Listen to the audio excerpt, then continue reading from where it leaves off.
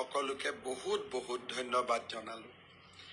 কেইদিনমান আগতে মই ব্ৰডকাষ্টত কৈছিলোঁ যে অহা 6 তাৰিখে আমি নিযুত মইনা আঁচনিৰ ধন 6 তাৰিখৰ পৰা আমি বিতৰণৰ শুভ আৰম্ভণি কৰিম।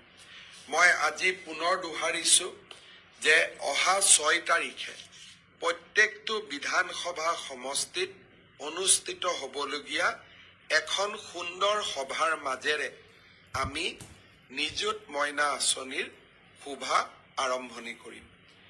এই মাহত আমি সকলো ছাত্ৰীক একোখনকৈ ড্ৰাফ্ট দিম আৰু অহা মাহৰ পৰা অৰ্থাৎ নৱেম্বৰ মাহৰ পৰা এই ধন ডিবিটি যোগে সকলো ছাত্ৰীৰ এই আঁচনিত যোগ্য বুলি বিবেচিত হোৱা প্ৰতিগৰাকী ছাত্ৰীৰ বেংক একাউণ্টলৈ আমি ট্ৰান্সফাৰ কৰিম।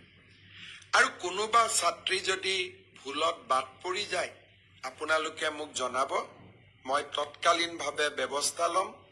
মই বিশ্বাস কৰোঁ যে উচ্চতৰ মাধ্যমিকত প্ৰথম বৰ্ষত নামভৰ্তি কৰা ছাত্ৰী, স্নাতক পৰ্যায়ত নামভৰ্তি কৰা প্ৰথম বৰ্ষৰ ছাত্ৰী আৰু বিশ্ববিদ্যালয়ত নামভৰ্তি কৰা প্ৰথম বিভাগৰ ছাত্ৰী সকলোৱে এই আঁচনিৰ হিতাধিকাৰী ৰূপে যোগ্য।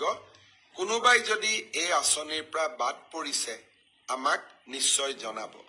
অৱশ্যে সেল্ফ ফাইনেন্স কোৰ্চত পঢ়া ছাত্ৰীসকল এই আঁচনি পোৱাৰ বাবে যোগ্য হ'বনে নাই তাৰ বিষয়ে শিক্ষা বিভাগত মন্থন চলি আছে।